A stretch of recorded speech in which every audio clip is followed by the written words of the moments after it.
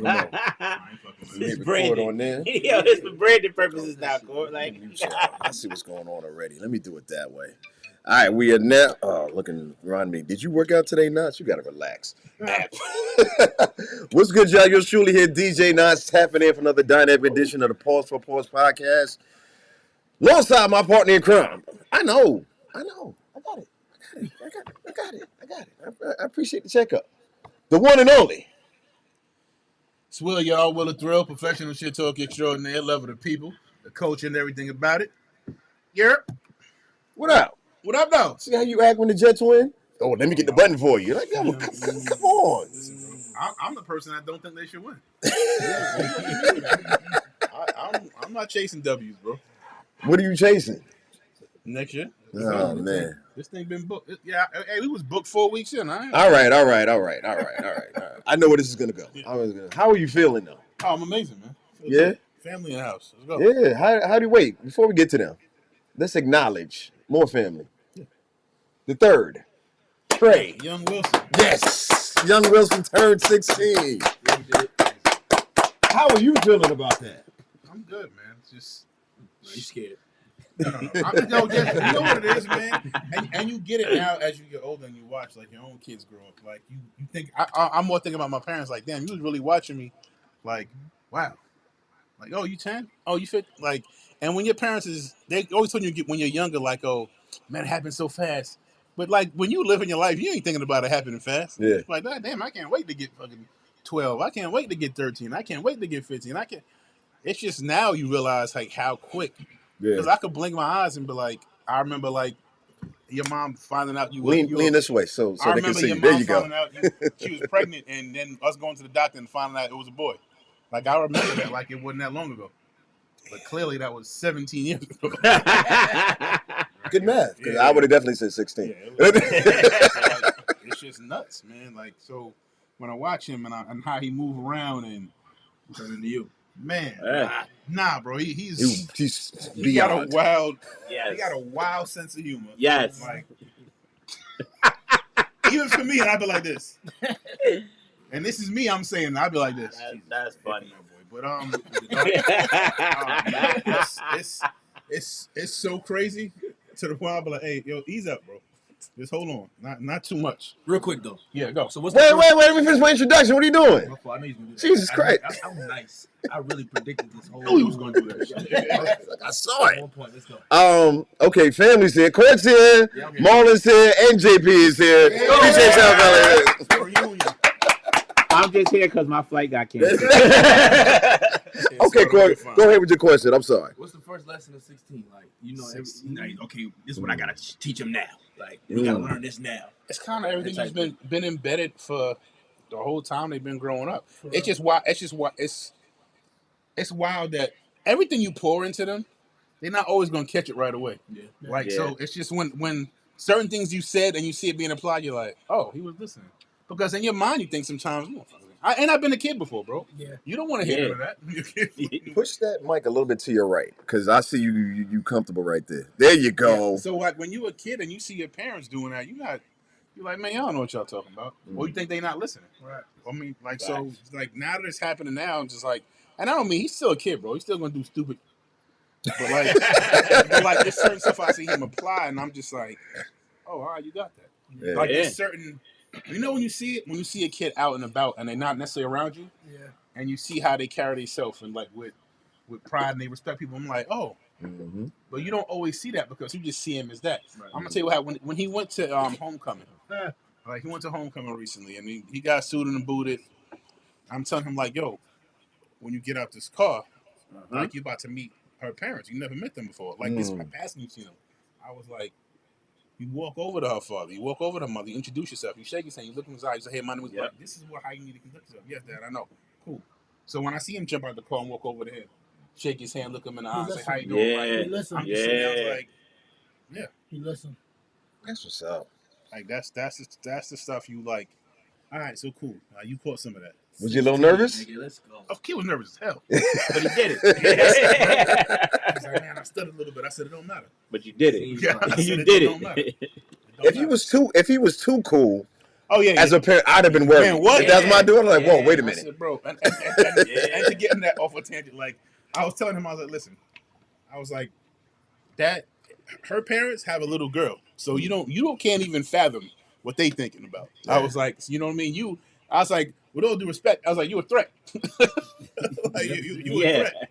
You know what I mean? So I said, you have to make yourself not that. You have to be yourself. You got to be a gentleman. You got to be respectful. Sure. I was like, and when they see that, that's when they're gonna be like, all right, up. Yeah, all right, yeah. He's all right. Yeah. I was like, not only that, when you're going to introduce yourself, both of your parents is here. You know what I mean? So they see that and they be like, all right, well, he got two parents. Yeah. All right. Clearly they give a damn because they here. Yeah. Yeah. Like, all of that stuff as a parent, I know when I see that, I'm like, Yep. Okay. Yep. Goes a long way. Yeah, I said, okay, I see this. Yo. Hell no. Well, y'all come back at 12. I'll be outside. Push back from 11:45 to 12 o'clock. All right. Give you 15 more minutes. So. Real serious. That's a silent standard setter. Yeah. That's a silent standard setter. I think that goes unrecognized sometimes, but to your point, when parents see that at that age, I can tell you that from a coaching perspective. Yeah. Coaching high school kids all these years, like when you see a kid who has both parents extremely active and shows up for moments, not even just for games, but with meetings or conferences or coming to meetings for a church, like, and you see the dynamic and how they interact and how they show up. Right. Make you proud of your people. It does. Because then you know they come from a certain kind of, like, you come from a certain style. You come from a certain space of, like... You got to take a bow. You know what I mean? As a parent. Because, our generation, it was all about respect. When I met your parents, I shook your dad's hand, shook your mom's hand. I'll give your mom a hug. And, I listened to what they said. When we used to do parties in New York, and he said, make sure they're home by this time. I make sure they're home 15 minutes before the time they said. Because it's about respect for parents. So when my sons and my daughter go out, I want that aura of respect back. You know what I mean? 16 is a milestone age, bro. For real. This is big. Shout out to Will, man. Yeah, man. Trey Moon. That's when they bring that up. All right, so where y'all want to start? Happy Veterans Day. Yep. Happy Veterans Day, for real. For all the veterans. Salute, yeah, thank you. Salute to all the vets, man. My son is a vet. Yes. Yes. So, salute to him. Yes, indeed. You gonna eat good. For real. Shout out my homie Live Boy. He was posting by. He said he drove around and got so much free food his car smelled like DoorDash. I was like, yo, only you, yo. Only you. But then again, with these tariffs, I kind of understand. Yeah. Somebody tweet that I ain't even a vet. Thank you for your That's a service good one. out Yeah, there, man. salute. Thank you for for your real. Y'all know it's also National Hip Hop Historian Day. No, Yeah, the original day of hip hop was August 11th, 1973. You know what I'm saying? November 11th is they had to switch it to National Historic Hip Hop Day, something to that effect. So, with that being said, why'd you switch?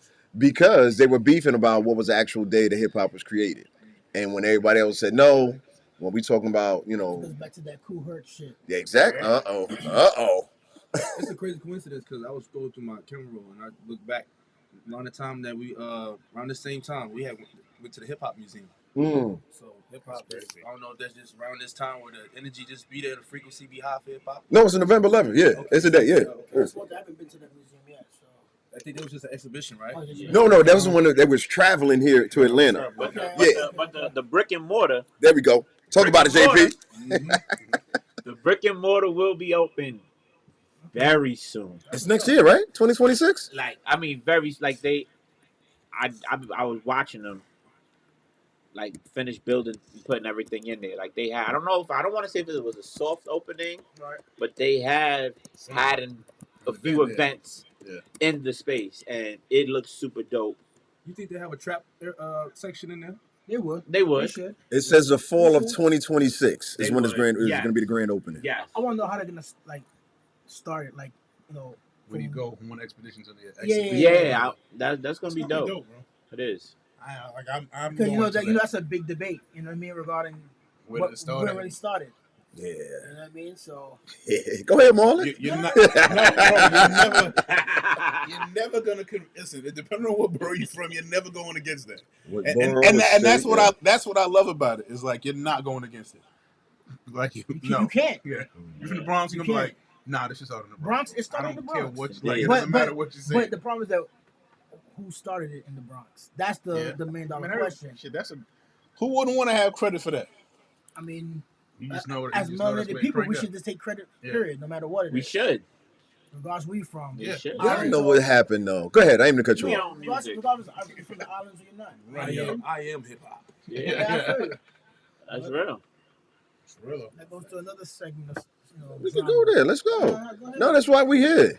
We want to talk about it because with everything that's taking place with Hurricane Melissa, right? Category 5 coming through Jamaica, also Haiti, also Dominican Republic. Yep.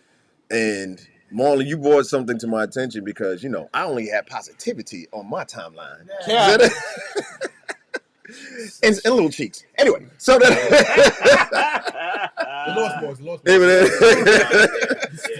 I was not aware of all of the backlash that so many people there, the vitriol. Thank you, sir. Yes, it did. That was taking place with people who were still in Jamaica during the time that the hurricane was coming through. And you pointed it out to me, and I was like, I didn't know what it was like. I knew it existed, but seeing it happen so much is what was kind of surprising to me because we all know people are entitled. We all know Americans are entitled. We all know Black Americans, when you go to another country, are especially entitled as a whole. I'm not saying everybody. Yeah, but it shouldn't be like that. You know what I mean? Because it was tragic what happened in Jamaica. I'm from Jamaica. I'm actually from everywhere, if you're going to say that. But I'm a melanated person. Regardless of you from America, Canada, Trinidad, Jamaica, I'm a melanated Black person, and we should stick as family. What I didn't like is that the vitriol between both sides. So it kind of stuck. It kind of hurt me a little bit to watch. I'm from both sides of the coin. I'm born and raised in New York. Come from a strong Caribbean family, and just to watch how people just talk bad about each other for no apparent reason, and it made me like really upset.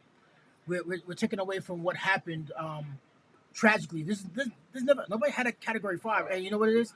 They're actually trying to say that it should be a new category because the wind was so high; it was over 215 miles per hour. Oh wow! So they're trying to make another standard, make a category 6.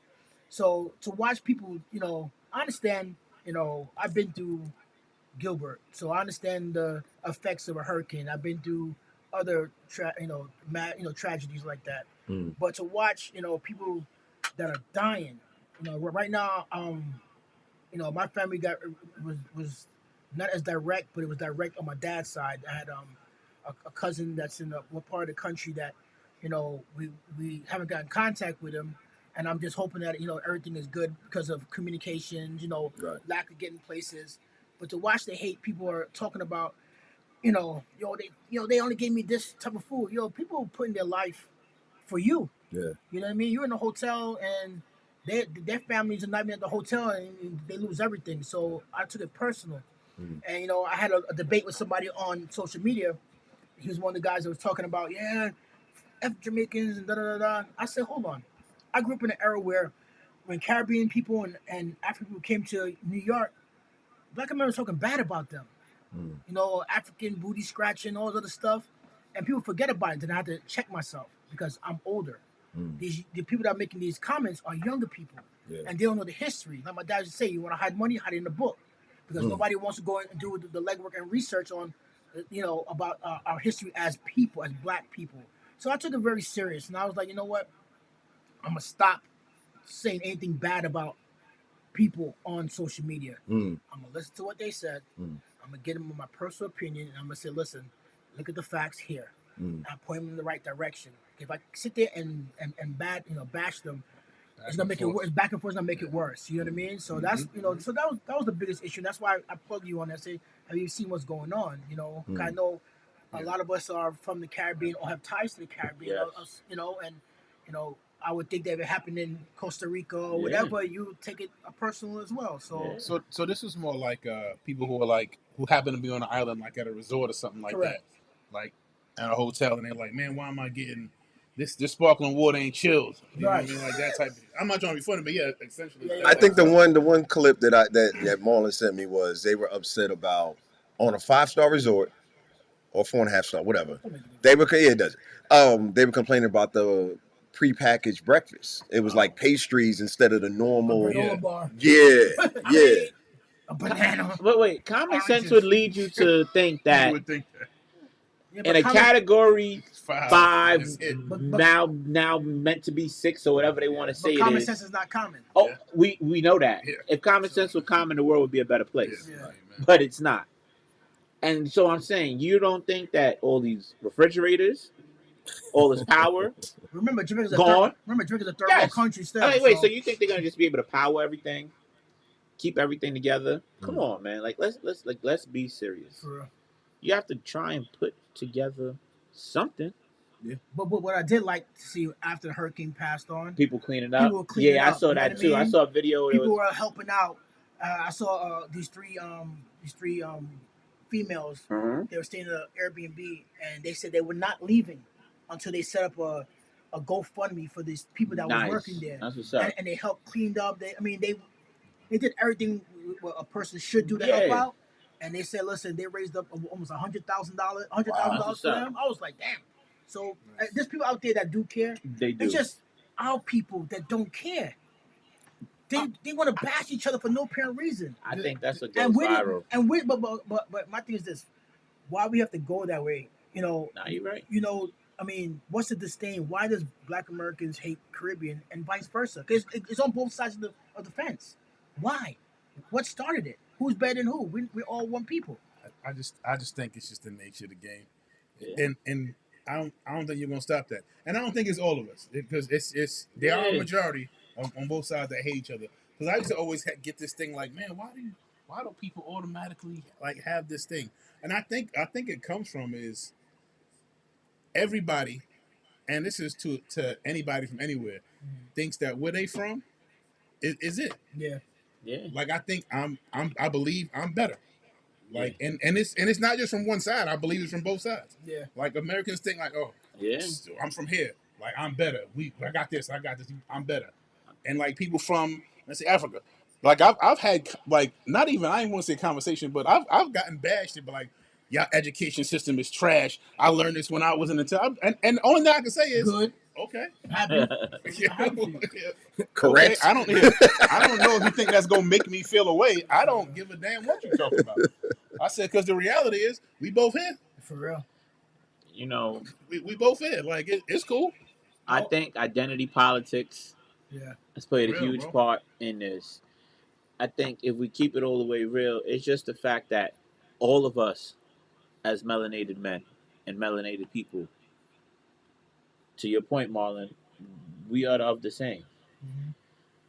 When people act as though they're not, and because we've had nothing to really say or claim to ourselves for us, we all say, okay, we have to hold on to the things that we know are us. Yeah. So a lot of times it's very regional. It's where you were, where they dropped their grandparents off, where they dropped their great grandparents off, where your great grandparents had to work in one island to then move to another country so they can make it happen.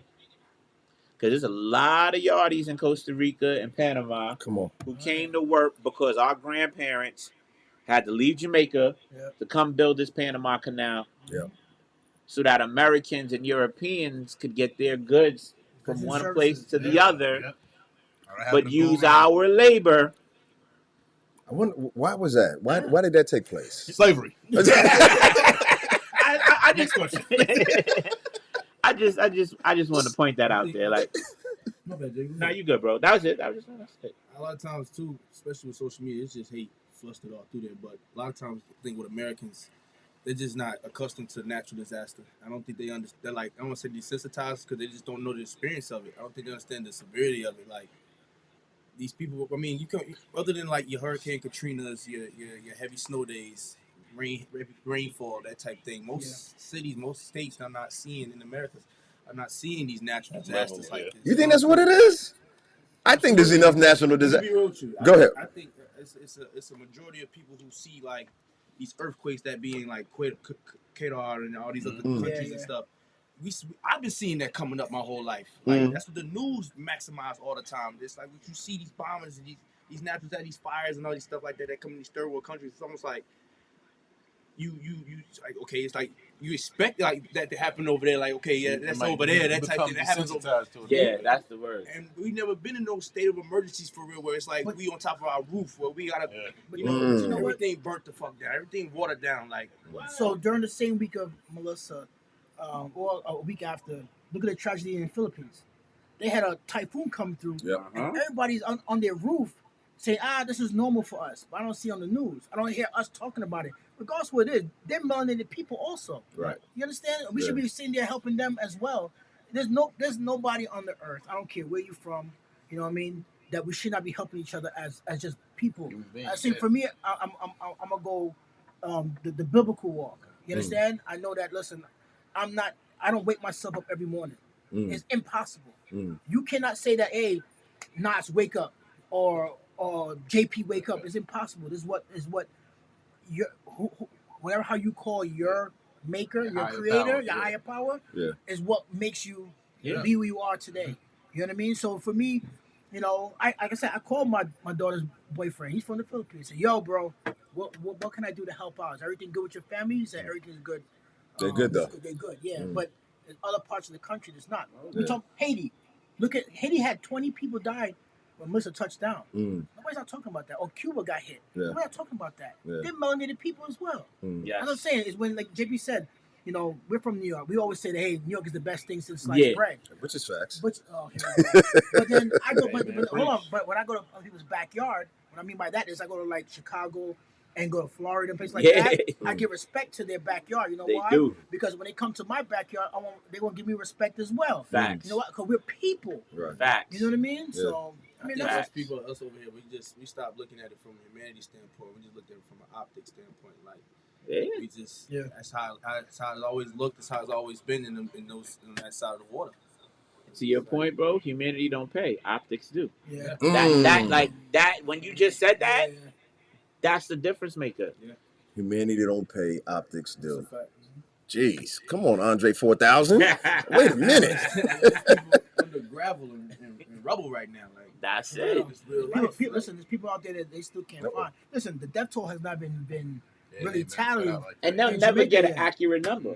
They won't ever get an accurate number. I'm 51 years old, bro. When I saw some of the video, people, you know, I saw a 97-year-old man. He said, I have nothing. I lost my house. All my family's in America, and I have no way to get in contact with them. I cried because I see my dad, I see my grandfather, I see my uncle, and I'm like, yo, what can we do to help out? So when I see the outpour of compassion from people, like, why would Jennifer Lopez put out $20 million to Jamaica? Now I understand there's some optics behind it. There's some back channel stuff, like Tiger Woods about to drop a couple like $10 million. He wants a golf course in Jamaica, and Trump wants to put a hotel. I get it. They want favors for favors. They want favors for favors. I get it. You know what I mean? But you know, us as you know, our own folks, they're not doing that. I disagree. I don't know if I agree with that. I don't think I agree with that. They ain't doing it, bro. I think we are, man, to the extent. No, go ahead, Nas. I was just gonna say because I know Buju just is continually going to be loading up planes full of supplies. Who'd you say? Buju. Okay, but where's Buju from? He's from Jamaica. Okay, then. Okay, you talking about Black Americans then? Again, you're from the island, from Jamaica. It's mandatory you're supposed to help out each other. Right. Same way if I was from Haiti, Haitians will have to help each other out. It's just internal. That's what they do. You know, that's what they do. I'm looking at it from a different perspective. We're all melanated people. Okay, that's what you understand. And from my understanding is that my mom said something. She said, "Son, don't believe everything you see on social media because it's AI driven. A lot of it's AI driven, and you gotta take it with a grain of salt. The problem is that some of this stuff has been going on for years, for decades. Yeah, I hear it. You know what I mean? So I mean, that's my only problem, bro. So so basically, just to make sure I'm encompassing everything, when something happens to melanated people in a foreign country they have no connections to, we should be helping out. We should help out regardless. If I'm from a Caribbean country and something like Katrina, Caribbean people should be helping out people in Katrina, our own people. Okay. You understand? It's like pretty much, we talk about like Tulsa, Oklahoma, right? Mm-hmm. We were flourishing as black people. Mm-hmm. The other persuasion said we can't have that. Mm-hmm. You really think that is all? There was not mixed up of different types of people. You had people from French. You had people from America. You understand? It was mixed with people. We flourished together. I'm just saying we flourished together as one nation, as one group of. We gotta teach have each other human back. beings. Period. Correct. I got you. Understand their small donation matters too. Hell yeah. Like I think a lot of people kind of detach from it because they feel like if they can't do some extreme shit, and it's like it don't matter. Yeah, like nah, that's a fact. Take your paper towels and throw it in the barrel. For real. That's a fact. It makes a difference, man. And that's what makes you. I think people tend to lack empathy, and I think that's what's missing a lot of times. See, I can look at somebody going through something and put myself in that shoe, like, man, that got to be hard. Like, what can I do to help? Like, what y'all doing? Yeah, you know what I mean. Like, and because I guess it's easier for me because I've never known anything but that. Like when me coming up, like mandatory, like this was how you viewed the world. Yeah. I tell the story all the time on here, like, bro, Thanksgiving, JP, no Thanksgiving, Christmas. Bro, before we open a gift or get some food for ourselves, I gotta homeless. We gotta be at church feeding. Like, listen, I'm a witness to it. Yeah. Like, and so it's my whole life growing up. Like I never did anything else. Yeah. Like my parents would get up in the morning, like, all right, open one thing. All right, cool. Now let's get in the car. Like, bro, and then go to church and for hours feed the homeless. Yeah, all day long. And then come back home and we celebrate Christmas for ourselves. Yeah. But because that's embedded in me so bad from such a young age, I'm like, not bad, but you know what I mean? Like, it's been put into me, like, from such young ages, like, that's normal to me. Right. It's normal to look at somebody that's not black. Oh, man. It's normal for me when I pull up somewhere and I see somebody hungry or homeless, I'll be like, yo, you want something to eat? Yeah. I ain't got no cash, but I got a credit card. You want something to eat? Yep. That's right. Come on. That's right. Like, pull up in there. Like, but I think we miss that empathy because instead of looking at somebody like, get away from me, you bum. Like, man, what you don't realize is you are not that far. From being there next to that person, bro. Yeah. Like, I'm telling you, 3 or 4 bad decisions in a row. 3 or 4 bad weeks. Yeah. That's what I'm saying. Like, man, you don't know how far it is. And the way the government's working. I was just about to say, we talking about how many people think about that because I want to make this point. The amount of people who are working currently that have not received the paycheck. Oh, big time. That now are still dictating how millions of Americans and citizens across the world are moving. You telling them one bad day or one day of them saying, yo, we off this? Yeah. Come on. Let's see how this works. Let's see how this really works. But I'm trying to say, unfortunately, when you talk about what we as a collective need to do when we see our people struggling, we only see that kind of like support in like more labor situations. I feel like I see our people come together for work issues. I mean, of course, we'll show up for family, healthcare. But like we talking about like really, really, really having that impact, you're gonna see black, white, yellow, purple, orange, whomever. If I'm this government employee who hasn't gotten this for X amount of time, and we all are just saying, yo, we're off it, let's see who's going to be complaining like them people at the resorts. Let's see who's going to really be able to do something when it gets that real. Here's the funny thing about it, right? So they're complaining at the resorts, but you won't complain to anybody here that don't have a job or can't get their funds. You understand? You want to go and bash the same melanated brother and sister that you have, but you come back to America, man. How am buy groceries? See what I mean? You wanna beef about everybody going through it. Everybody going through it. The media, I think the media play a huge part with the Black Americans because like if we can stop making these natural disasters in these countries, third world countries specifically, like stop making it like a clicker on the news channel and make it like breaking news, then people will stop for a second and be like, oh shit. Yeah, these people are flooded out right now. Like this is bad. Like it's not just on some like, oh, a bunch of news and hey, this is flooding over here. But hey, back to that's how I be feeling. Then you got news outlets, media outlets. Don't take off too crazy, but like Shade Room, and I'm gonna call them out. Like Shade Room before the damn hurricane even hit, y'all putting out, oh, what's your best Hurricane Elma fit? Like, how you gonna dance? How you gonna? No, they do dumb shit like that. They put up a ticket and be like, how you gonna dance when the hurricane hit? And you got people twerking and doing little parody shit. But that's crazy. It put people in a mind state of like, that's not that this serious. Shit is a joke, bro. Yeah. You absolutely right, bro. I just want to add this one part though. When you have people who are really unaware, everything's a joke for them. Yeah. Like kids who've grown up with only a President Obama who've been like, oh, COVID, I get to virtually learn. Because they were here for Obama. Go ahead, I'm sorry. Go ahead. I can say 6, 7, and it makes everyone go crazy. Yeah. My son would go ape shit if you heard I'm going to come back to that in a second. But go ahead. It's so frustrating. But then I can sit here and tell you, I'm not even 40 years old. I've lived through multiple recessions. I've lived through a crack epidemic. Yeah. I've watched 9/11 happen right in front of my face. I lived through a blackout, COVID, a hurricane in New York, hurricanes in New York, unheard of. All of this, like like my perspective is so different. Yeah. Like I wouldn't even be entertaining the things that you talking about, Court. But when they have no awareness of the fact that like that's who grab the masses though. That's why I hate the media outlets that do that. You're shit. right. Oh, do you? I hate when they do that shit. Nah, but what happens is that we're not that far removed. Yeah. Think about it. Those people are just as much in close in age to me as Marlon and I are. Yeah. But why is there such a huge divide from here to there compared to here to there? Yeah. Not why. This is not slavery for once. This is not. Normally 80% of the time. But no, to answer your question, why I believe there's such a divide is because of the advances that we've had technology-wise, status-wise, between the generations. I really think that's what separates, like, oh, wait, I don't have to worry about this because it's not affecting me personally. Now, that was the other question I was going to try to speak on, because empathy, like we were all talking about, is really the difference maker.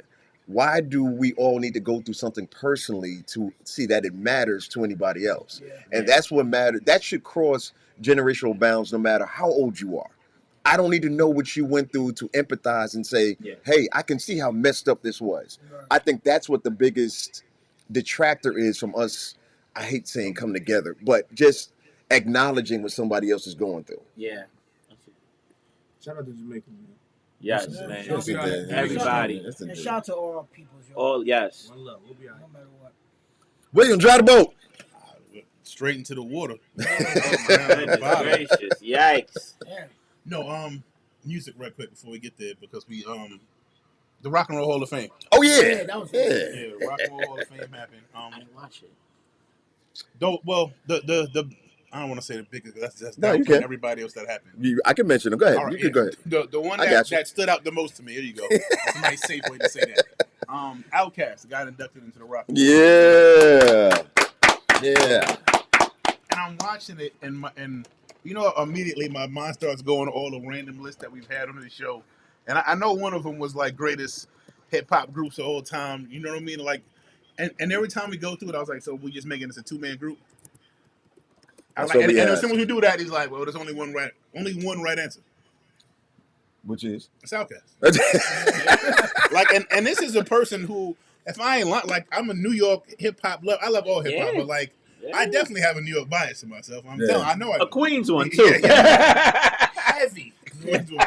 Because my second favorite is Mobb Deep. Oh, yeah, I was just about to say. I was like, so wait, before you continue, Rock and all of the inductees. Because I know you're trying to. I got it. You got it? Yeah, but you got it. Go ahead. I got it. I'm listening. Man. Put me on. Shit off. Bad Company, Chubby Checker, Joe Cocker, Cyndi Lauper, Outkast, Soundgarden, and the White Stripes All right, for so performance. All right. What about Salt and Pepper? I was gonna say Salt and Pepper and Warren Zevon were inducted for musical influence. Tom Bell, who's dope as hell, Yeah, Nikki Hopkins and Carol Kay were for music excellence, and Lenny Waronker received the Amit Ertegun Award. What's that, Court? What is the Amit Ertegun Award? I don't know, but same shit. Shout out to Ahmed. My man. I'm about to say, show me something, Kurt. Oh, okay. Okay. Now we what's going on? Go ahead. I'm sorry. Finish what you were saying about Outkast and how well deserved it's it. like I'm watching them, and I always feel like they're the gold standards for like hip hop duos. yeah. You know what I mean? Like in my opinion, and like I said, but even with my heavy New York bias, like you still view Outkast as that. Yeah. Listen, Outkast is good in everybody, but I still think about them. My little self seeing them at the Source Awards. Yeah. Like they walked in there. The hell Like, with y'all don't want to love for you. All right, what's up? And the wildest part about And that, everyone respected them for it. Yeah. Everyone respected them from it. The From wildest everywhere. part about that is the South was it wasn't what it is now. Obviously, No. Yeah. Like it wasn't that. So like they're there, but like they there almost Solo Dolo. by themselves. Like we got to talk about this. they there almost like no. We here. We'll represent. We'll put the whole thing on our back. That's fine. For real. We here. What's up? Yo.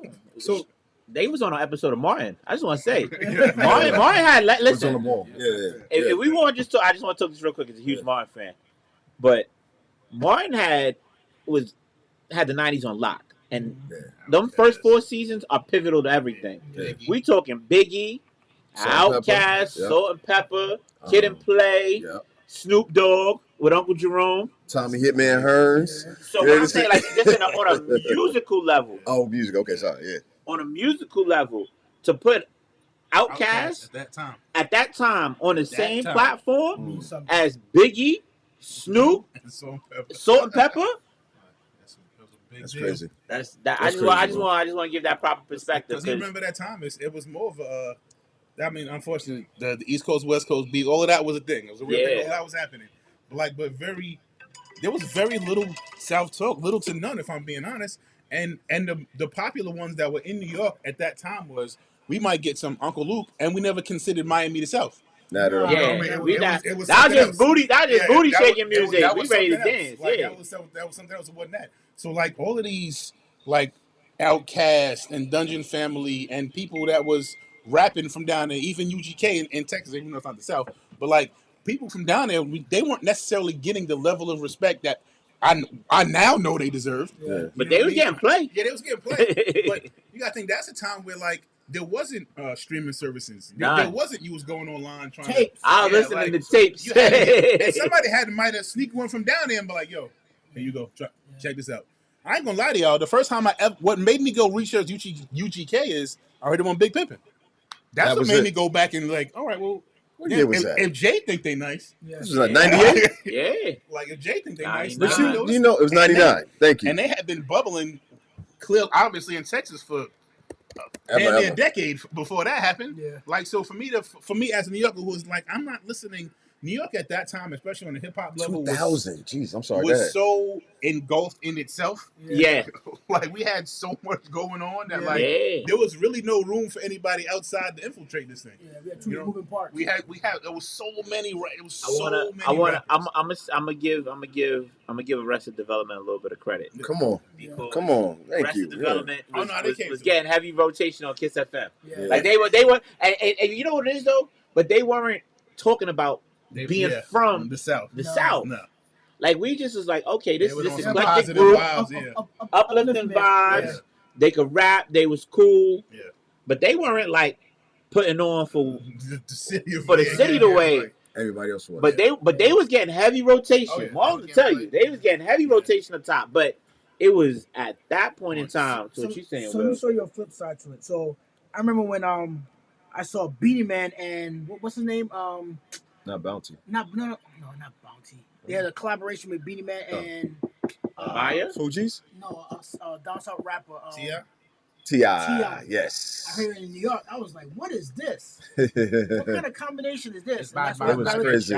And then, so for me, from a Caribbean with a sound man, sound, I was like, yo, this is tough. This record is tough. Who's this Who's this T.I. person? You know what I mean? I was like, wow, this is some. I can gravitate to this. And you know me, I'm a beats person. Yeah. I'm a heavy drum and bass person. I'm like, yeah, the South got this sound thing like on. drum and bass. It did sound drum and bass, yo. And then I kind of equate it to like sound clash culture. We take a rhythm and I was like, this is gonna be awesome. And then moved down to the South, I was able to respect it and accept it more. You know what I mean? It's just that like the evolving of it has been so dope. Like as far as like the music goes, man. And I look at it and I'm like, yeah, this stuff had a wild run and it got giant and like you look at what it is now and I'm like, damn, this is crazy. Like I remember moving here and like being on some like, man, yeah, I mean I got a few others, y'all alright. Yeah. But the reality is like I never listened to this music. Like I never I'm like I'm gonna keep it a beam, bro. I wasn't listening to 8 Ball and MJG when I lived in New York. Like I like you still no dope. Yeah, like I wasn't listening to that. Like I said before, I didn't listen to UGK till Jay said, "Hey, they nice enough to get on Big Pimpin'." Yeah, you know what I mean? Did I ever tell us? Go ahead. I'm sorry. Like we caught. You know who got played? And I'll keep bringing up Texas. Like Scarface, I remember was one Scarface of the got a first lot of play. Yeah, the Ghetto Boys. It was one Ghetto of the first. Boys was one of the like, first like I guess can I call Texas the South? No, we thought it was though. No. We thought it was. We felt like that. If you had an accent, you wasn't from New York. Basically, we called it the South. Yeah. Like I'm just keeping it being. How is Texas not the South? I'm asking. It should be. It should be. Midwest, technically. I'm not from Houston, but I rap a lot, grab the gat a lot. So that's what I'm saying. It's not Midwest. Texas Midwest.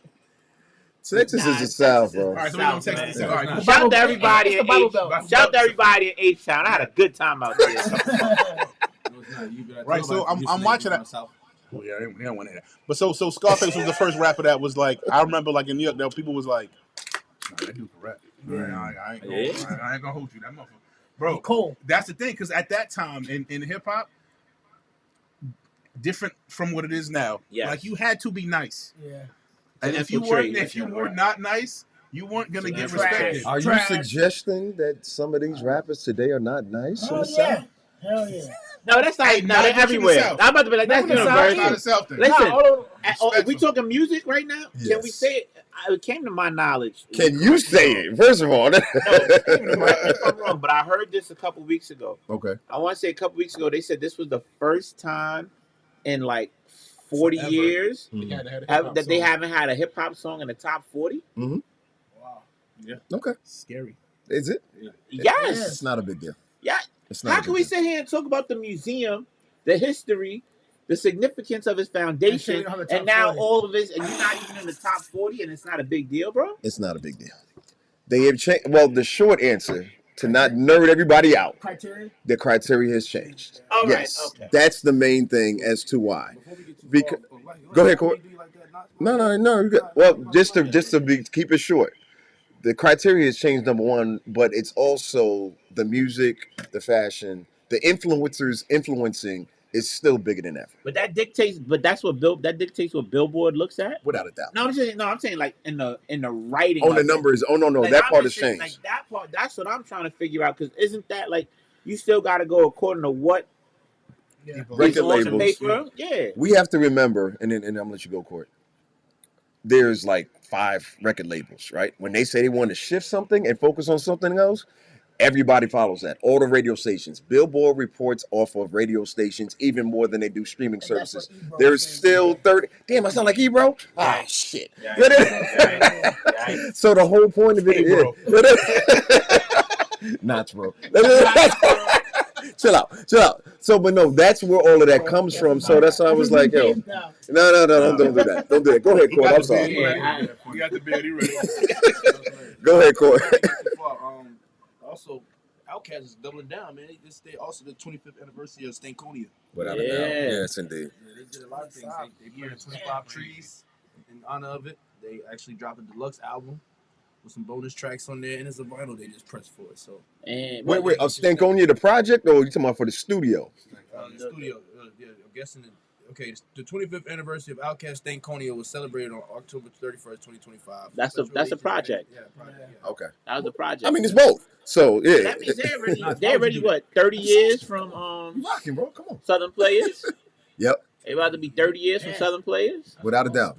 ATLians up next. Yeah, yeah. They launched a program for recycling called So Fresh, So Green, an initiative to include community recycling throughout Atlanta. So just to come on, that's what I'm talking about. Appreciate, because I didn't even hear that chord. That sounds like something that should be on Hip Hop Gets Back. That definitely sounds like something we need to have on there because I didn't know that. I didn't know that at all. Somebody shine a light on them. Okay, so here goes my question in regards to that in particular. In regards to Andre 3000's speech, right? Which one? And I'm picking hay out of straw or straws out of hay, all of that, right? Which statement do you think will matter more 5 years from now? A, the South got something to say, or even though it wasn't his quote, and I know that, great things start in little rooms. Which one do you think will matter more culturally, in the next 5 to 10 years? Hey. Go ahead. Say why. Hey. Why? I say why? Because, man, it's vintage gold right here. Like, that's something that's been passed down. It's almost how old now? 30 years. And it's still rotating. That's a moment, man.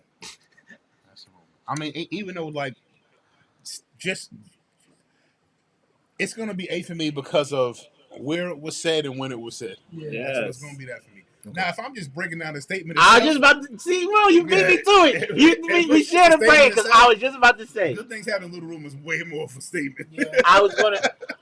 Man, Will, you stole my answer, bro. Go ahead. Cheated on my paper. No, it's all good because we could be That's it, Marlon. Context, because we thinking about the when and where and the impact, and when we do that so much with things that with the level of revisionist history. Come on. When I tell you, we're picturing ourselves at that time, in that moment, and how much of an impact that was. 5 years from now, we're gonna have a whole generation of people who don't even that doesn't even matter, because the South has been saying everything for this whole time. No, real talk. That's real talk. So when that happens, the South got something to say. They've been talking. I don't know, and what I'm gonna be serious for a second and bring it right back. The reason why that impact and that moment matters is because, like the great Marcus Garvey always said, a people without knowledge of its past are like a people with no roots. Come on. You have to understand your foundation in every shape and way and form. Know your foundation. But if you don't need to know it if you've been up. Now, what happens is that when we talk about, you said, big things happen from small rooms. Big things begin in small rooms. We don't have small rooms anymore. Everything is. It was little rooms. I'm sorry. I'm not saying right. In little rooms. Shoot, they don't happen in any room. Right. They happen on your phone now. So if everything you're looking at is a viral sensation, everything you're looking at is social media based, everything is, I just got to get recorded and get all these likes. It's different. It's a different way of the world. So now when you think about, but I think it all comes full circle. Like the next movement of goods, services, and things are going to come from meeting of the minds in rooms like this, where you could have 5 people, 5 brothers like us, have honest conversations, and when the mics go off, do something to be like, 3, 2, 1, let's change the world. Action. Come on. That's going to happen. Yeah. Go ahead, Marlon. Oh, I mean, he's actually, it's facts. Just look at the generation of how music has changed. So I grew up where, it's vinyl. Yeah. You know what I mean? And dot tapes and tapes. Dubs. Now and now dot tapes on the vinyl. Everything's on your phone. Like for instance, we had a little event at the church, and we had a group that came perform to the Awesome Job, and I was walking to tell them thank you for their service. I was walking out. He said, "You get any of my music?" I said, "Nah." He said, "What do you want it on? You want it on CD or you want it on a USB drive?" I was like, "What?" I was like, "Yo." Because you know why? Because it didn't resonate. Yeah. You know what I mean? Because I'm still using give me, send me email, whatever. Yeah. And I realized I take the USB and stick it in my, in my car and play the music. And I'm like, technology has changed. So the evolution of what, how people perceive. It's full context. Bro. Yeah, that's right. Yeah, that's the word. Cool. What you think? I'm sticking with A. Still. I was asking my question about which one. Yeah, which one you thought? Yeah, because I got the reason why I asked. Powerful, Yeah, because, I got do it. work at the Source. You know what I mean? So I watch everything. Wait, you did work at the Source magazine? I maintain their phone system. Oh, okay. I did not know this. Okay, but go ahead. Yeah, okay. Like a lot of other companies out there. And for me, it's like, wow, these guys came up to New York, made an impact, and we took it and we respected it, and they're still running with it from that standpoint. Yeah. Again, East Coast, West Coast, that was big drama, but I personally think the South took that baton and kept hip hop alive. Crazy. Without a doubt. Kept it alive, and all I can do is respect that. Yeah. And I started, like I said, I'm a drum and bass guy. Their music is on point. Yeah. Some of the lyrics I can't resonate to, but they're mind keeping the blowing. mental. Huh? You can't talk about hip hop without talking about that moment. That's true. That's facts. That's facts. That's facts. In the story of it all, I'm with you, Court. Because the main thing that made me think of it was a lot of the reactions that we saw online. Of course, it's initial knee-jerk reactions. Sure. And Court will know how I feel about those. You love them. But it was it was so much of an embracing moment that started spreading and going crazy. I was like, damn, that one quote and Andre's reaction when he was saying it matters so much. And yes, we're like 4 days removed from it. But I was just like, yo, I just want to know what y'all think about it. Because I know what I think. But I think that can have a generational change more than the South got something to say. But every artist started out somewhere small, in a small room, in a small You feel what I'm saying? closet, Yeah. and pretty much, started at the same pace. These days, these niggas don't need no motivation. Yeah, they don't need any of that. They gonna do it. They think they shit hard That's regardless. For real. And then they can put it out whenever they want. And then they can put it out whenever they want. You feel me? So it's like Yo, you gotta realize people are having that grind. I'm not knocking it. I'm just saying that people can make a song, realize that okay, by accident. put it out on they will. Yeah. And the Then they same can night. clean it up, drop it in 2 weeks or wait a month and then say it's gonna drop on a Friday on all streaming platforms. Yeah. And then throw a single party and say I have a single. Now you got a career. I mean, is that a bad thing? No, I'm just saying that the context of like okay. The small room, bigger thing, bigger mind. yeah, like the way you would work it. Yeah, I don't need to work it this way. Yeah. Your room, I got SoundCloud. I got this. Listen, but technology plays a big part of it. Oh no, It's like I know my kids could not survive in my era. it's not. Tell us why. But they know Because the you know why? world like that. Because they need this. Yeah. You know what I mean? I know respect to my kids. They just that's the era that they grew up in. But most of them don't know what a phone booth is. Don't know what a pager is. Don't know what. They don't need to. I have my kids' friends laugh at me when I show them a pager, bro. You see that one? Yeah. Let me borrow that. Hold on. What? Wait, is it still connected? No. I'm gonna go outside for like punishment. Listen. You know how many numbers I would get if I talk to a girl and be like, yo, beat me. You say that, and that makes me. I've been saying that. Court said that, like going outside is a punishment. Yeah. They getting tight with you. Like, what you mean? Like, they get mad. Yeah, my kids I didn't want- crazy. I didn't want to come inside when I was young. Like, yo, y'all want to go bike riding? You want to go outside? And they be like, what? I don't know. We some black brothers, but I ain't gonna lie. I gotta find the information. I have it for it next week. Cause I guess we have the time to look it up now. But then they go around basically to just random neighborhoods. I go or impoverished neighborhoods or rough neighborhoods. Yeah. They just get the kids outside. They pull up with. I saw that. Yeah, I saw that. Basketballs, We need all of that, that's bro. ill. Like, I saw that. I hope they bring the double Dutch rope for the girls. Out, man. Like, bring everything out, man. Bring the basketballs out. Bring the footballs out. Let them just throw. I mean, music, bring out the equipment. Yes, I know the era's different, Bring. but I could not even explain to you. Uh-oh. I know what you're gonna say. No, just how dope outside was. Yes, yes. Like I can't even explain it. Yeah, And you I have get it. no It's a bunch idea. of golden cats telling war stories. I'm telling you, Travel I'm far. not. I'm not gassing it up. I'm being for real. Like it was like having to go and knock on your man's door to see if he come outside. Yo, he's outside. I remember just being outside and you start making noise. Like, and then somebody went to the window and be like, yo, here we go. We outside. There's only one rule you gotta follow. Make sure you get home before that light come on. So let me ask you this. Y'all made me think because we got to cover one of those before we go because this don't happen often.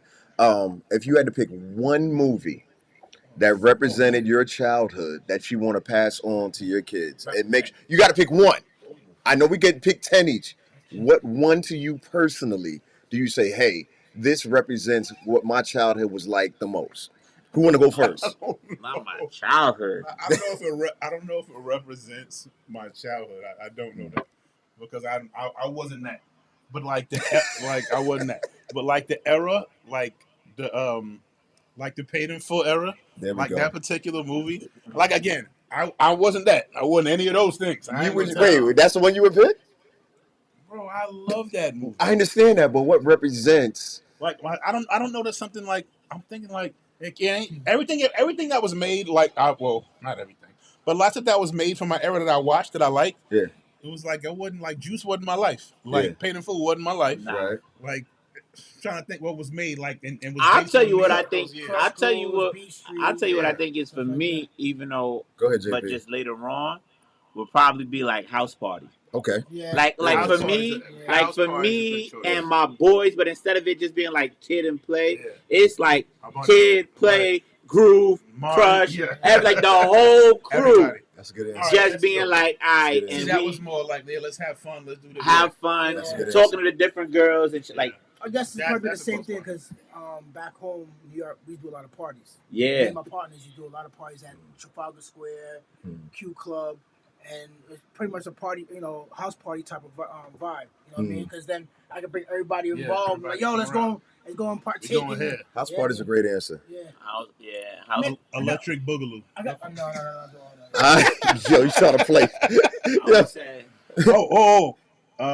Boy. The Last Dragon.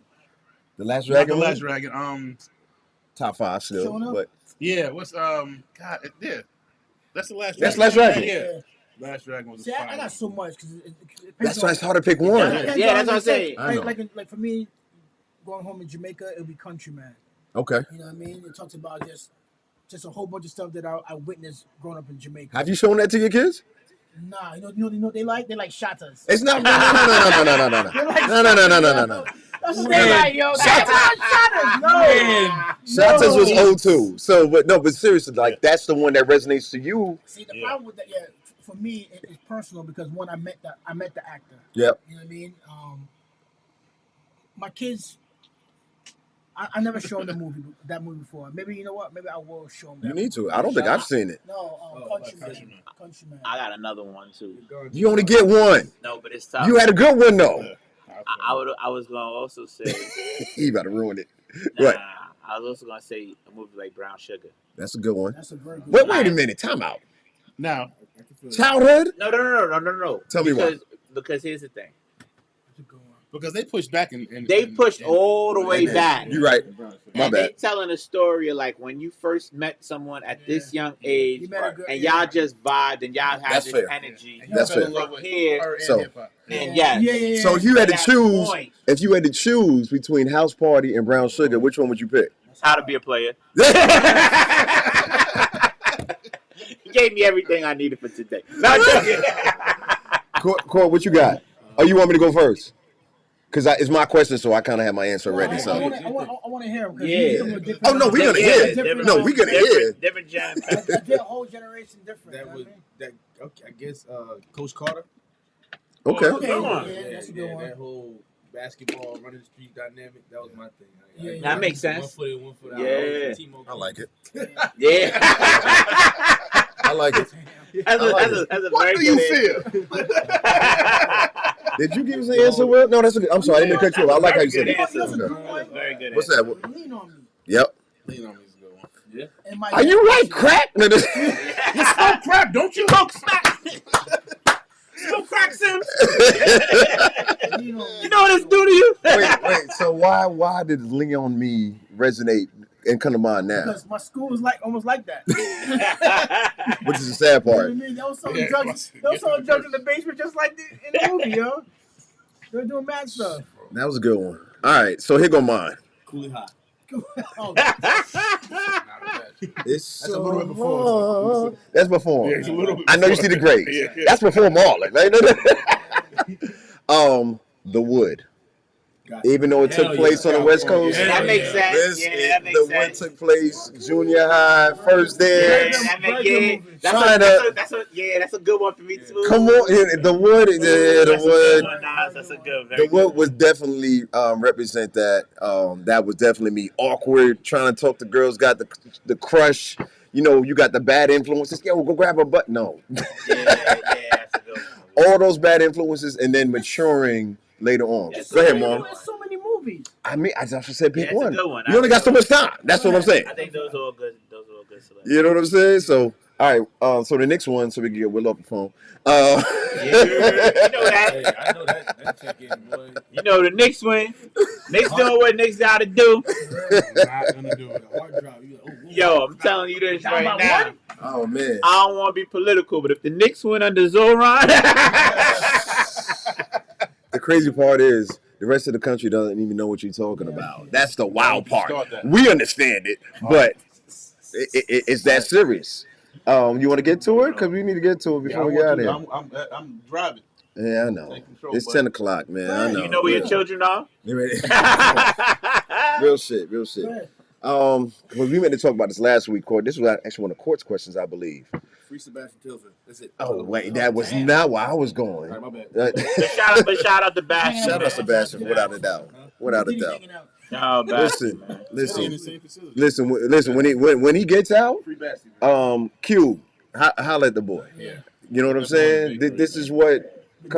You need to play one-on-one. Yo. Yeah. Listen. All right. But the basketball scene in the city saying shout out to Basti, man. Without a doubt.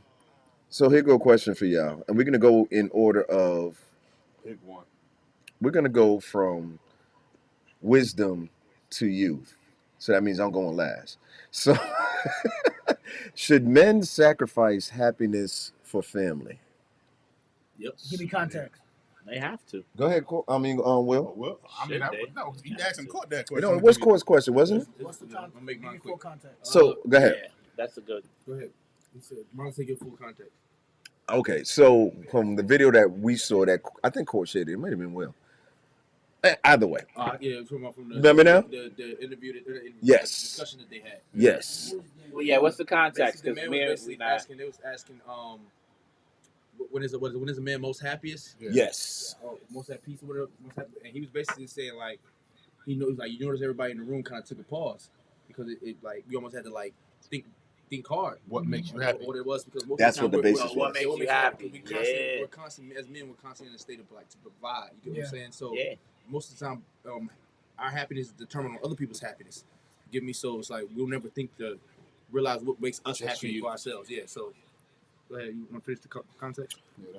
Yeah, Okay, no, you basically nailed it right there. That was it right there because it was a group of our brothers just like we're talking now, and they were talking about like what makes you happy, and a lot of the men fairly were saying like, yo, when my kids are happy and my wife is happy, that's when I find joy. And then the second caveat to that was one of the brothers, I think it was Carlos Miller, who said, yo, excluding everybody. well, he was excluding everybody else, but he was talking to his grandfather.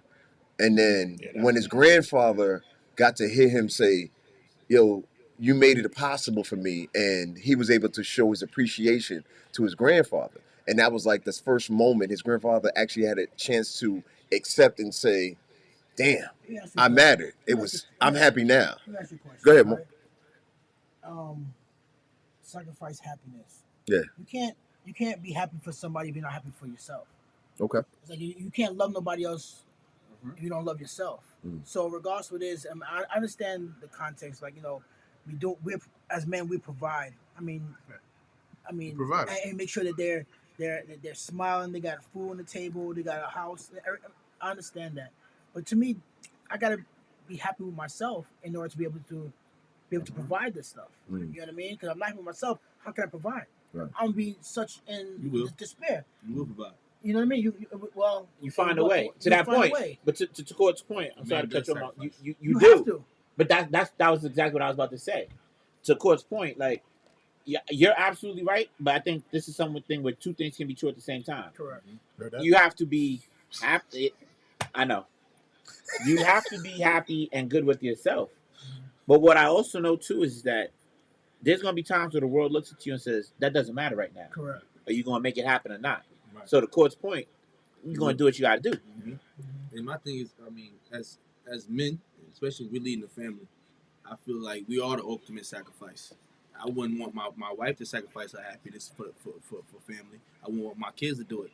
So I'm gonna be the one to take care, throw happiness out the door. I'm good. I'm gonna do that so my family can be truly happy. But go ahead. No, I mean to cut you off. And I'm a true believer in that God balances your books. So however that comes, amen. Like, you know what? I'm gonna take happiness and dust that one. But I'm gonna get the back end on my strength, whatever the case may be. My Giants may be A1.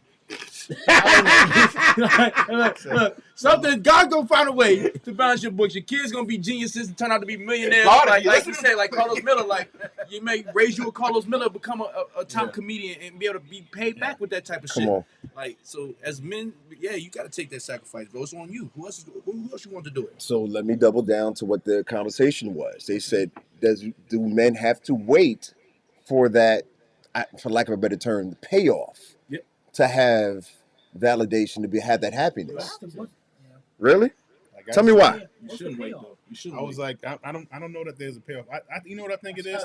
I think that like, as a man, as a father, like what you start to like realize as you get further on in like your parenthood journey is like, you're gonna do the work, and the praise for whatever result you get, it may not happen, but that does not mean you don't do the work. See, the what I feel good about is the work. Yeah. Like that's what I feel good about. I feel good about the work. Like, and I'm not even. You feel like a sucker if you did. Because what I'm gonna get from it is what I talked to my son earlier. Is what I'm putting in, and I see it start to come out. Pause. Yeah. Like that's what I'm like. Yes. Yeah. That's what I'm feeling like. That's happiness. Yeah. Like, man, that's happiness. Like, and that's the thing. Like, it's crazy because as a man, like, even when they said this, like, I think it's two different questions because it's like, what makes me happy, absent of my children being happy and everything else? Yeah. To be honest with you, I don't even know what that is. Yeah. Yes, you do. The Knicks. Oh yeah, I just said it. I said, listen, the Knicks win the chip. I ain't gonna lie to you. I will. Like, boy. Yeah, listen, I will cry tears of joy. I already told my boss, listen, God, if this ever happens, I'm not just give me like work. a week, bro. Don't call me. Yeah. Leave me alone. I don't want to talk about it. I don't even need you ain't been a Knicks fan telling me, hey, congratulations on your team. Save it. Like, you know what I mean? Like I need this for myself. I just need to sit in it for a minute. You know what I mean? But other than that, everything else, honestly, is based around me being a father, me being a brother, a son. Like everything else is based on that because, I laughed and when we talked about it too. I was like, yo, as much as I love to cook, I love to cook for my family. Gotcha. Like I don't want to open no restaurant and cook. I've been trying to get over a restaurant for years. Like I want to cook for people I love. That's what I want to cook for. I don't want to cook for. That's why it matters so much. That's why it matters to me. I tell my guys all the time, like, it ain't no reward for being a real nigga. You're not gonna get no praise. Niggas not gonna ask you, shout you out on Instagram, none of that shit. Like, you gotta want that for yourself. Like, me personally, I think as men, y'all have families for real, but me, my little sister, like, I would feel like a sucker if I didn't look out for my sister. Yeah. You get what I'm saying? Regardless of mad, happy, sad, depressed, whatever the hell.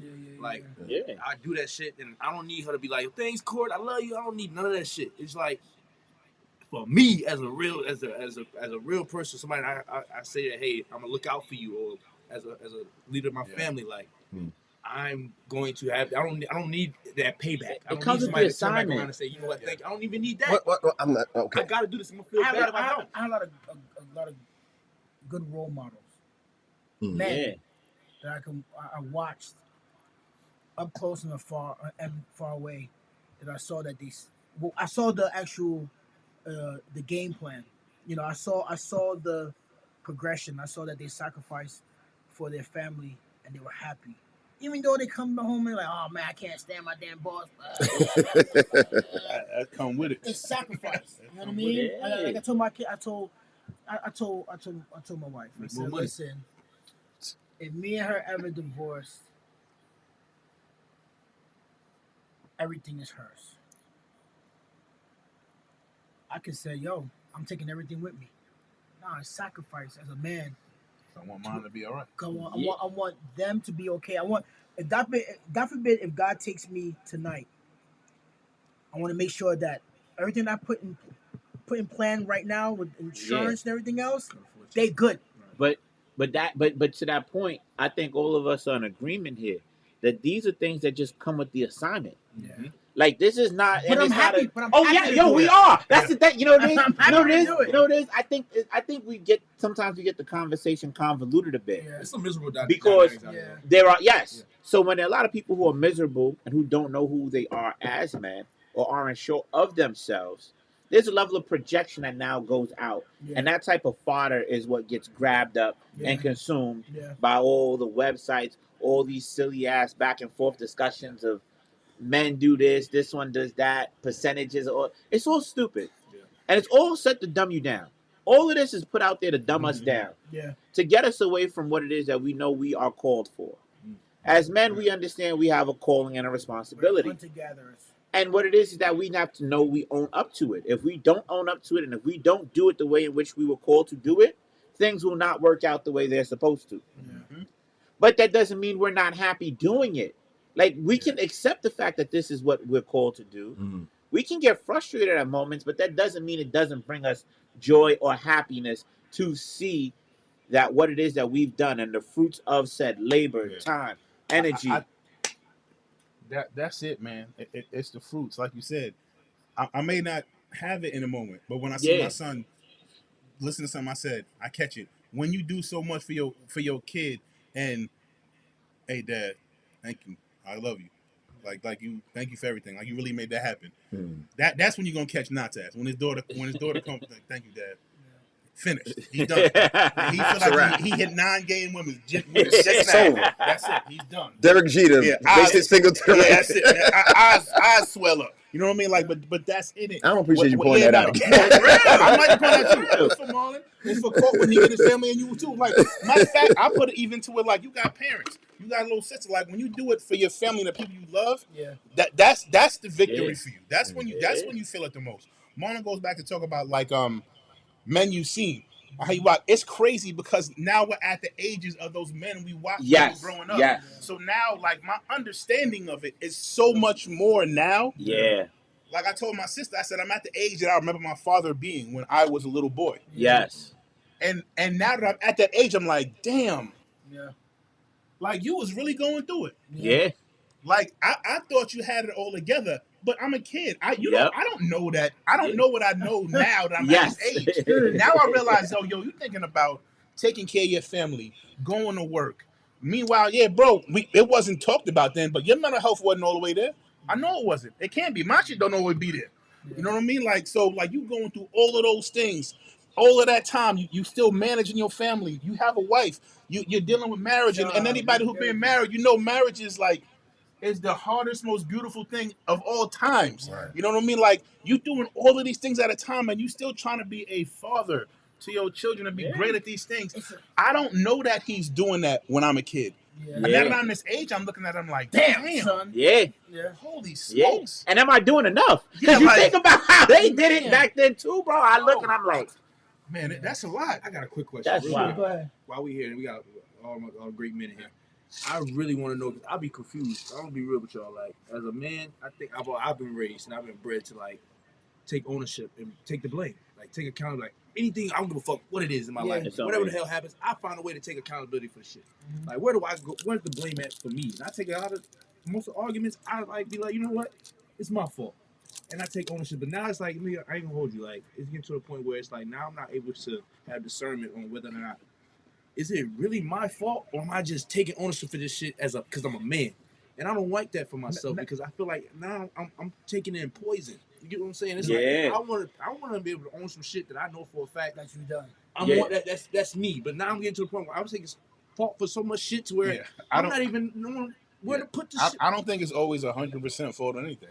But what you can do is you own your part in whatever it was. Yes. You know what I mean? So I don't. It's very rarely is everything 100% one person's fault, and this is in any kind of. It take two hands to clap, bro. That's it. Yeah. Like so, so very rarely is it 100%. Two cheeks too. Anyway, So that, Yo, the Lost Boys. That's who he's referring to. Yes. sorry, go Big ahead. Queen's energy. Like so, but like man, like very very rarely is it that. So a lot of time is I can have a conversation with anybody, with my son, with my sister, with my lady, like anybody, and like we might have a disagreement or something, and I could look at it and be like, yeah, you was wrong as hell, just so you know, Yeah. other person. But I can see from what I've done, Yes. I could have done this differently. Yes. And it may not have got to that point had I done this part Yes. right here differently. Yes. I can own that. That's Yes. ownership. I don't gotta take all of the blame Yeah. for all this whole table. Yeah. But I can definitely look at it and be like, you know something? You're right. My actions right here, I can see how this led to this direction right here. I'm just when you get as a man, you gotta get checked. Yeah, boy. My wife checked Nothing me. harder. I respect a check. And listen, I can feel my throat getting tight. I'm like, I have to swallow it, you know, and I have to just kind of just Hey, go to my little room. Don't nobody want to be wrong. No, The hardest thing to take is criticism, and then even harder to take is when it's valid. Oh yeah. Yeah. Oh, When it's some BS, you be like, man, if you don't get the hell out my face, that ain't real. But boy, when it's valid, and you really got to sit back and be like, eat that shit up. But Jesus Christ. but you know what though? Yeah, The good thing about that though is that if you make room for it, the growth is even greater. Yeah. Like Wait, say that again? Like if you make room for it, the growth is even greater. Mm-hmm. Because I can sit here and take chastisement if I know it comes from a good place. Yeah. It's easy to Will's point to take ownership to say, yo, in this moment when I said this or I did that, that's on me. Yeah. Now I'm gonna be very clear. See, the difference I think is that a lot of people can't be very clear with where it is or would have a problem acknowledging. Yeah. What you've done, Will, and what I think is genius is that it was simple for you to acknowledge it and own it. We don't live in a world where people acknowledge and own it easily because, see, we are coming from a mindset of let us be better, or we understand that it's bigger than this moment. Right. Some people can't see past what's right here in front of them. Yeah. So to be able to take and allow space and room to say, let me reassess, let me reevaluate. Yeah. And then sometimes we'll just be like, yo, let me just take it. Because you know what? I have the ability or capability to put it on my shoulders. Yeah. I can carry that weight. Break it down. And then just leave it alone because I don't want to be bothered. Right. Yeah. But, Court, you got to realize you can't always do that. It's the same thing like when we playing ball. We know our personnel. If I'm coaching, you playing, or we coaching together. We look and we know our personnel. We know, okay, this person, they not taking that shot. Yeah. Like I'm not even about to come over there to try and play you honest. you practice that shot? Look my way. We know you don't do that. We know you don't do that. Yeah. So because I know you don't do that, whatever. Yeah. I don't even care if you make one. Yeah. Do it again. Yeah. Like we operate that, so we have to take that same kind of like in that sense to be like, all right, we know that that's not what they do, Right. and when we itemize it to what each discussion or situation is, Right. it's easier in that way because look, man, I want to continue to grow. Yeah. Growth is a continuous Ain't process. never stop. I put it on Facebook. I was like, just because someone apologizes doesn't mean they take 100% fault for the issue at hand. Yeah. Because I'll be able to tell people, because I can't tell you how many times I'll be like, you know what, I apologize. I was wrong. And Yeah. and they'll be like, yeah. I'll be like, Wait a minute. ain't you supposed to apologize next? For your Man, shit? listen. Like, what's going on They here? can't even see Wow, it. bro. You said, I apologize. They say, yeah. They just be like, yeah, thanks for that. I was like, wait, whoa. Give my apology I'm back. not taking ownership for everything. I'm not my fault for everything. Like, Why you roll it back? like, They yeah, I'm gonna can't take see it back. it. Like, Bro. Took away my dap. My dad. It's just everyday. I'm having to get there, bro. It's That's everyday it. growth. Yo, It's everyday growth. man, that's what it real. is. Especially black men. All right, so let me double down. Last question, then we out of here. Okay. Just getting hot. Outside of respectful partners, spouses, human beings. And I'm gonna start with Will and Cork because I've asked him this on the show before. Okay. What is one thing that brings you happiness outside of your family, your kids, and anything related to that? Cork, Will, you pick. Oh yeah, you know what I said? I said like it's. You keep putting this damn microphone. Oh, I'm sorry. It's my sports teams. Okay. Like that's what I look at, and I'm like those are the even when things are like bad, and they often are with my sports teams. Like you know what I mean? Like I find joy in like I watch them. I talk to other sports fans. Like I enjoy that banter. Yes. Like when I see JP, I already know he's like, oh, at some point, you know, we're gonna have to. We need a like, second. We're here for something totally different right now, but you know, at some point, Yeah. we're gonna have to get this Knicks talk or the sports talk is gonna happen, right? Yeah. Right. So, but like that's what I enjoy. Like I got a coworker that be like, yo, you seen this? I'm like, bro, I couldn't tell you the last time I finally watched the movie this weekend. Well, I missed everything on TV, on streaming. I don't catch any of these things.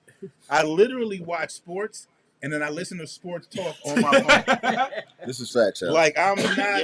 I wish I was telling a story. Oh my God. If you know me, you know I'm not lying. Facts. Marlon, no, I bet that. Bro, Come I'm on, sports. Like what they talking about? The Knicks. like, bro, I'm talking about all day. It's not even. I'm not even playing. Like this is really what I do. And then I go to sleep. And then I get up. I gotta go to work. Like that's it. That's what I do. Like so. Like when I say like, but I find happiness in that. But like everything. But to your point, I know it's outside of everything else. Like and when you said it, you see, I had to pause. And I said, "Should I ask you? I don't know." I said, "I like that. I like cooking for my family. Like I love the fellowship of my brothers and my family and being around. I love that. I love the cooking. I'm like, God damn, but boy, you killed this shit. Like I love when Marlon family come to town and they're like, Will, you gonna?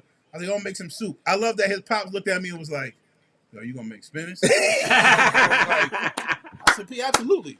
Like because for me, the 100% American. Down to the bone. They don't expect you. My mind doesn't see him as American. Like so like when they like see this. when they see me cooking, they like, man, this nigga. But then when they eat it, they be like, Will, are you this? I'm real Jamaican now. For real. Like, but like that's my joy. Like my folks being happy, man. Like that's beautiful. That's what I want to be around. Listen, because what they don't realize, and maybe they do realize it. Maybe my brothers do realize it. Like that be the stuff that be giving me life. Like that be the stuff that be keeping me going. Like so when it be in the dirt and it's not going very well for me, and like a bunch of us, we all do. We internalize that. We just like, nah, I'm gonna hold on to that, bro. I got it. Let me just carry it along by myself. I ain't gonna share it with nobody. I'm just gonna carry it. Like in those moments is when I'm be like, cool. Like I could let a little bit off now. You know what I mean? So like when I say like that happiness be saving lives, like that these conversations we having in here be saving lives. Yeah. You know what I mean? Like this who like I reach back to these things when I'm in those spots where I'm not necessarily doing very well. You know what I mean? I reach back to that like, you know something? Yeah, that's like that. Yeah. But I tell the shit all the time, bro. I got people that love me, man. Like and not just my family members. Like I got extended family. Like, I got people in my circle that like, bro, it don't even matter what time. It don't matter what it is. Hey, man, I told my coworkers, yo, something happened. Like, they grab your phone. I don't give a fuck who you call. Just go through the call log and look at the last 30 people I called. Because I only, with the exception of this saying work next to it, any of them, they're going to come get me. It doesn't matter what's going on. They're going to come get me. Call one of them. They're going to come get me. Like it don't matter. And if they can't write the second, they know who to call. That's gonna make sure they're gonna make sure They're gonna make sure I'm good. I guarantee. They ain't gonna take the call and be like, shit, good luck, nigga. They're not gonna do that. That part. They're not gonna. None of them. None of them is gonna do that. That's very real. None of them is gonna do that. Call whoever you want in there. They're gonna make sure I'm straight. Yep. Phone roulette. That's a new game. But that's what I like. So my happiness is always gonna be. Like, and while it make it sound like, but I'm gonna say it for myself. It just it make it sound like it got to be based on somebody else. But like, man, it's like what I get from it. I almost feel like I'm taking advantage. To be honest with you, but because it's just pouring into me. Pause. Like, God, that sounds so flagrant. Like that's like that. Like that. That's said what? that's the who now? What? Oh my god. Like, but that's it, man. Like, man, that what I know what you're trying to say, what I bro. get from that is just like Nah, that's real. I can't even express like the happiness and joy I get from that because that's when I'm at my happiest. Yeah. Me. Go ahead, Court. My bad, took forever. No, you good. Me exercising my hobbies. One, like just whether I'm playing ball, whether I'm playing pool, whether I'm watching sports, like my hobbies. That's my type of shit. Anything, I'm happy. But what makes me truly happy, like if I think about like my most happiest moments, happiest times, like Will was trying to say, I don't think he was really saying it, but he didn't know how to put it together. But moments, like bro, like I love a good fucking moment. Real talk. Like I'm a sucker for it. I get super excited. Pun like, intended. You know what I'm saying? Like I can name sense. 15,000 different moments, like particular moments where it was like, you know what? I was happy as shit right here. Yes. You get what I'm saying? Like Yeah. moments like this right here. Coming in here seeing JP, seeing Marlon, I was happy as a Yes. motherfucker, bro. Yes. Like, I didn't see my guy. Yo, Corbin, it's crazy.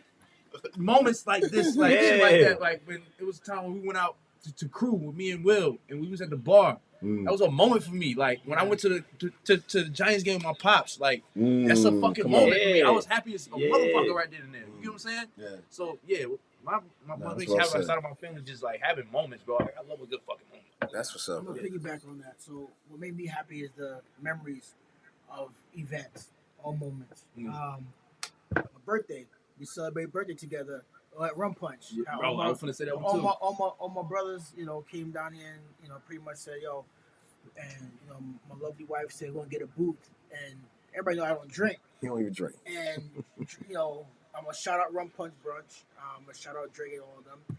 And you know what I mean? And the funny thing about it is that, I don't drink. That dude everybody just had a good time. You know what I mean? My 50th birthday. Yeah. That was a good time. That was fun. You know what I mean? Moment. Yeah, we did. That was a moment. I mean, I can name. I mean, there's so much, bro. Like you go through life, you do a lot of shit, and it's just like that's stuff that roll off of you. But it's some stuff that stick. Family is, like I said, those moments are there. That's ingrained. Yeah. But just when you have like when I had a surprise trip to go to New York for my birthday, and then I didn't know nothing about it. I was like, oh shit, where are we going? You know what I mean? That was a moment. So yeah, so I think those are things I can say. Going to the gun range. I love going to gun range. It's expensive, but I like going to gun range. That's a great answer too. I like going and doing stuff at my church. You know what I mean? I work the board of the church. You know what I mean? So it's like those are things I like to do. But for me, it's like you said, it's just things in time that really sticks out for me. Even stuff that's even bad times. Because you know why? When you have bad things happen, you see everybody just come together and they try to embrace. When my pops died, I didn't want to talk to nobody. And I didn't really even grieve for almost 2-3 months. I still didn't grieve how I want to grieve. And I sat there and everybody just, listen, I'm here for you. And it just kept coming in. And I don't want to say, leave me the F alone. But, but those are those little moments that I was like, you know what? Somebody actually loves me. Somebody actually cares about me. That's what we say, intimate moments. Yeah, because you don't have to. Yo. You don't have to. That's real. You know what I mean? So I guess, it's moments. And I think we all agree, and the crazy part is that the one thing I was gonna say was curating moments. Yeah. So like it's funny how we all kind of have the same answer. Like when I'm hosting events, when I'm like, and it's not even about the other people, it's knowing that I was a part of the experience that helped to enhance your experience. For real. So like, I'm blessed to be able to be good at it. But it's not like something that it's like, all right, I have to do this for money. It's really like, yo, JP's the voice of my wedding. JP's the voice of this experience at my party. Yeah. When I was at this brunch, he did this. Or when we had this event, he was there. Yeah. So, or this party, he did this. Like that that makes me happy. Yeah. Because listen, I didn't do anything inside be myself. Like, I got to just show up authentically as me in the moment. I'm not saying how I don't think, but you know what I mean? Like, I ain't have to, think. I just get to enjoy and react and be there. It make me happy. right now is that if I'm not, if God takes me, I got brothers, Yeah. I got family that I know that will take care of my family. Yeah. You understand? Yeah. That's what makes me happy, because there's some people out there that don't have that. Yeah. They don't have that bond. Like I said, you know what I mean? Yeah. They don't have the support. Yeah. So at least I know that I don't want God to take me. Yeah. You know what I mean? But But I know that, listen, if I know Will's gonna take care of his sister. Yeah. Will's gonna take care of his nieces and nephews. Mm-hmm. I know JP's gonna do it. Yeah. I know Knots. I know Court's gonna do it. You know what I mean? That's what makes me happy. Yeah. Because I may not have it. Most men be on constant grind mode, bro. Like, Yeah. Like, so when you say like a moment, like I don't think people are like, well, you always got shit. No, like it be them times we always back on that stance, trying to get shit done, shit, whatever. So when we have them times, we be like, damn, I had a good ass time. Like, Yeah. Yo, fuck, that's real. That was dope. He's stuck in that rum punch shit. That's real, because just to say this point real quick, back, like, I gotta get, when next time you come uptown. Listen, I had these two. Oh my god. At the spot. Mario. At the spot. Right. 2 different experiences. But to be able to bring them in to a place and space where you can eat good, relax, vibe out. Listen, I didn't want to leave. Uber was too damn expensive. So I had to get out of there, man. Be around people, and you could be like, oh, this JP, like JP people look out. Like I come in here, they like, what you want to eat? You want to drink? You want this? You need that? Like, what about you, Knots? What's going on? All right, real quick, because I know we got to go. Thank y'all for being so vulnerable with that, because I always go deep with the questions. Pause. But it's really being able to create. That's what really does it for me. Like my happy place, like the times where I get close to being depressed, me remembering I'm here to create. You know what I'm saying? Yeah. That's one of the biggest things that does it, for whether it be events, whether it be something I'm writing, whether it be anything like that. Creating other opportunities for other people is one thing. So it's just like one of the things I'm working on this fourth quarter right now is my version of PEMS, PEMS. I'm working on something physically, I'm working on something emotionally, I'm working on something mentally, and I'm working on something spiritually. Those remembering to, thank you, just remembering to focus on those type of things, on my growth and what God wants me to do. That's what brings me peace. That's what brings me happiness. You know what I'm saying? Just being able to find a way, because I know He's given me the ability to do that, and everything else will flow from that. So that's truly what brings me happiness. That's dope, bro. Thank you, bro. Yeah, that is. Salute. Thank you. I advise everyone to do this, but there's a service fee for all y'all watching. If you want pointers, I know he did not. Yo, man. But a lot of people need points like that. Close the doors. Yeah, that part. You want to run through real quick? Y'all got anything going on this weekend? What will happen this weekend? Nathaniel. Okay. Nathaniel? He said, I ain't got nothing going on. Court thinking. Chilling. Thinking. You know what I mean? Hey, man. PEMS, that's what's going on this weekend. PEMS is it? I'll take this commercial break because I'm on this platform. Come on with it. For applause. I'm always here for a cheap plug. Not a cheap plug, but a real one, though. Yes. Shout out to whole my alumni group family. Sunday brunch, we back in Harlem. Come on. We got that native right above the old Magic Johnson Theater. Your boy will be on that MIC curating the vibes on Sunday. That's if I get my plane back home. I'm praying my flight ends up leaving this time. I thank God my flight got canceled this time so I could be here with my brothers. Real talk. Like, this is the blessing I know I needed. So, yeah. But yeah, we out there.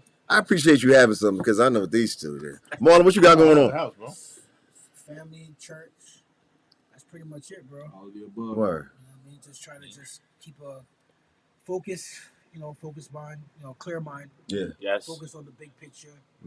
Put God first. Always. Ask Him to wake me up in the morning. I'll take the good and the bad. Amen. Amen to that. So back to my never mind. After that. This Thursday night back at Burn Lounge. Regular schedule this week. Shout out to the team. Everybody pulls up. Thursday night, ladies night. We'll have the game on. All the games on, as a matter of fact. Thursday night, ladies night. That's going on from 8 to 12. Friday and Saturday, I'll also be at Burn Lounge. You're welcome. Shout outside. out to Walking Up for Knots and Burn. You know what it is. And then Sunday night, Chicago Pizza in Smyrna. Dons and Divas, shout out to the team, BJ, Cody, Z Mullen. You never know what kind of event it's going to be, but that's, like I said, I got to do one of those update things where they do. Yeah, why you don't have like your calendar of events? Not like no, it's there, but it's not there. Like they you know could what click, I'm saying? like they could click on your like. Are you giving me work right now? No, it's not real work. I'm just saying You like building content. Yeah, they want to see you outside. All right, so we out on this calendar. All right, then. Yeah, y'all all right. I need to do better. I do, especially with it being the time of year it is, pre-Thanksgiving and things like that. Real quick, next week, the newly elected mayor of Conyers will be back in the building. Mayor Connie Alsabrook. So we're looking forward to that. The week after that, we got another Black Friday special interview that's coming up. One of the best, I don't want to say hustlers, but best original salesman for his own creations will be on the show. Tyson Cruz. If you're not familiar with him on Instagram, he will be here that following Tuesday. So we got a lot more coming up for y'all. A lot more things to chime. Listen, man, we here for it, man. Let's go Knicks. Let's go Giants. The Jets. It is what it is. It's a hate. Yeah. All right, y'all. We'll see you about